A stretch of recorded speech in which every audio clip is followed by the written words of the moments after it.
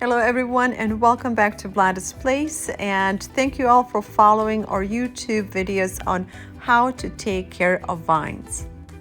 It's beginning of April and this is a time of the year when vines start shooting new sprouts rapidly.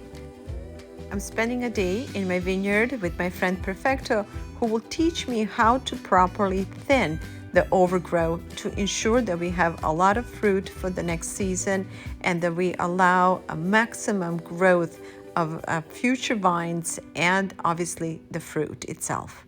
As you can see, the first growth is pretty lush, meaning that vines will start growing in many different places.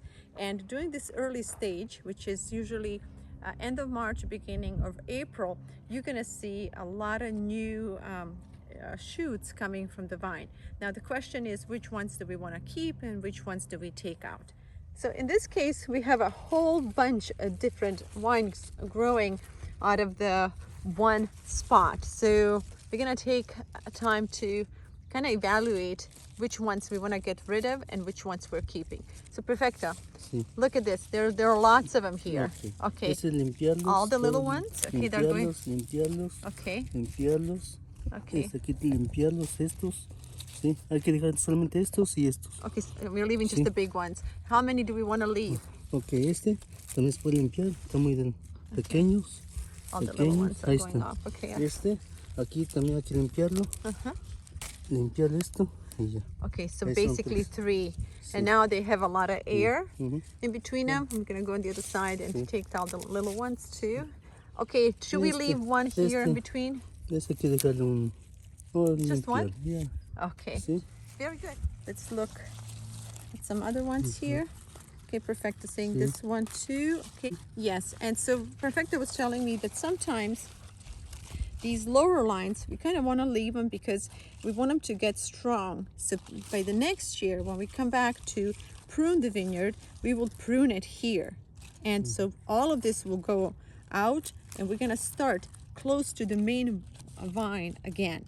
So we're going to keep this one here so that it can grow for the next year.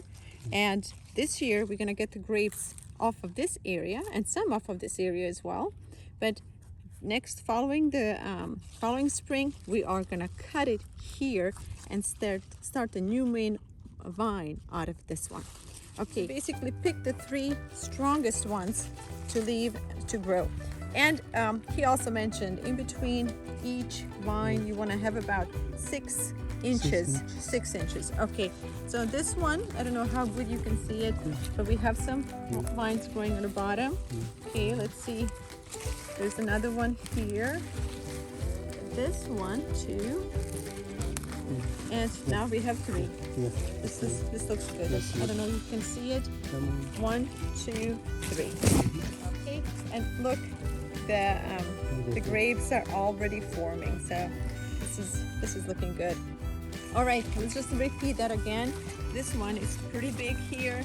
This one has 4 strong vines growing. So I would say that we let's take this one because it's a little bit lower.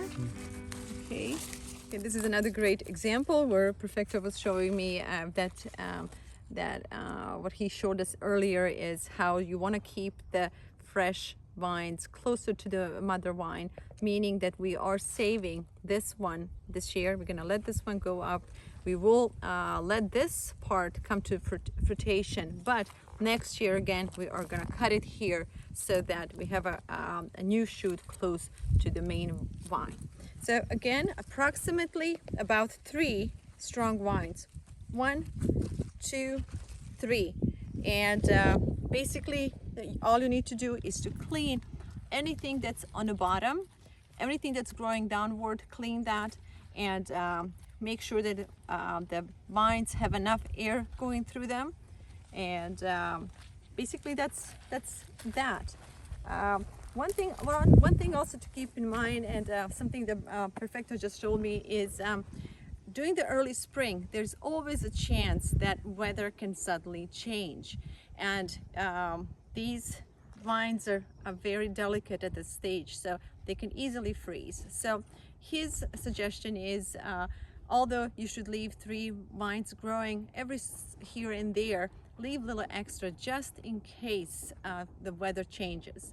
Also, wind is a big issue for young vines, because if you get a lot of air, which we do around here, the wind can break some of these branches. So you want to make sure as you're thinning, you keep in mind on average to keep 3 strong vines, and every here and there you might leave just a few extra as a security cushion in case the weather changes or the winds come and knock some of these vines. So it's pretty simple, and I hope that we were able to explain it and show it to you. I will continue to film as Perfecto works, just to show you, what's the simplicity basically of eliminating the vines that grow on the bottom, or the small shoots, or the shoots that are just randomly growing, and keeping the nutrition focused on the main lines. I hope this all makes sense, and I hope that this video is helpful to you. However, if it doesn't, I would suggest to do some more research and check other YouTube videos. Just don't get frustrated, because it takes time to learn all this stuff. This is my 7th year, and I am still learning too. As you are thinning, you also want to take away these huge leaves, because within a week or 2, we're going to come back and we're going to spray these vines. And so you have to ensure that the spraying will penetrate in the lower part and the upper part of the plant. So he's going through the vineyard and he's taking away these big leaves. And again, that's because when we spray, we want to make sure that the chemicals will penetrate where they're supposed to go.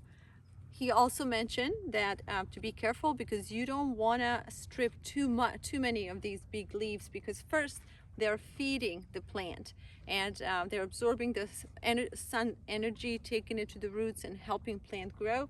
And another thing is, especially in our climate, the weather changes quickly, and we're going to go quickly from cool weather to hot weather, and these leaves are designed to not just to generate the energy, but also to protect the plant and the fruit from burning. So as you thin the bottom, be careful not to over thin and not to go too far up, because the plant needs these leaves for protection and for food.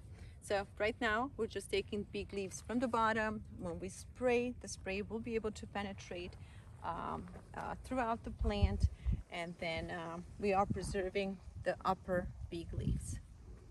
If you like to learn together with us, I would suggest to subscribe, so that when we follow up with the next video, you can stay in tune and learn together with us all the steps on taking care of vines. These leaves are full of nutrition. They're young and lush, so I'm not gonna waste them. I'm gonna take them to my chickens, and we're gonna recycle them into healthy eggs. Thank you for spending time with me today, and thank you for learning together with us. My name is VLADA'S, and I am a founder of a charitable organization called VLADA'S Seeds of Life, whose mission is reconnecting families and communities. Big part of my charitable work is focused specifically on teaching young families and kids important life skills, like growing their own food and learning how to prepare it. Passing on these important life skills onto younger generations is more important than ever. Not only do we need to equip future generations with these important life skills, but we also need to bring youth back to nature and help kids reconnect with the world around them for the sake of their emotional, mental, and spiritual health. You can follow our work and progress by subscribing to our channel, and also by keeping an eye on your public access television station for our family program called Cooking and Kids. To find out more about my charity, please visit VLADA'S.com. We would love to hear from you, so send us your notes and let us know if you too would like to get involved. Thank you, and we'll see you soon again.